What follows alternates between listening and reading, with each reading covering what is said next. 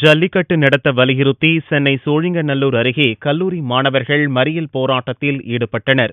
சென்னை சோழிங்கநல்லூர் அருகே செம்மஞ்சேரியில் இயங்கி வரும் JPR, சத்யபாமா, செயின்ட் ஜோசப் கல்லூரியில் பயிலும் மாணவ மாணவிகள் புதனன்று வகுப்புகளை புறக்கணித்து ராஜீவ்காந்தி சாலையில் மறியலில் ஈடுபட்டனர்.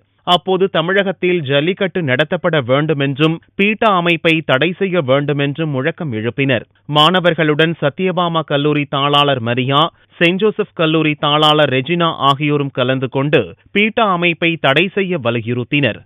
அரசு இதுல தலையிட்டு இதுல எந்தவித மோசடி இல்லாம அரசு நேர்மையா தலையிட்டு இதுக்கு ஒரு முற்றுப்புள்ளி வைக்கணும். இதுக்கு வைக்கிற வரைக்கும் நாங்க மாணவர்கள் போராட்டம் நடத்திக்கிட்டே இருப்போம். எல்லோரும் இந்நாட்டு மன்னர்கள் என்ற நிலையில் இந்த மன்னர்கள் எல்லாம் சேர்ந்து இருக்கிறார்கள். அவர்களோடு சேர்ந்து இன்று நாங்கள் எங்களுடைய ஆதரவை தெரிவிச்சிருக்கிறோம்.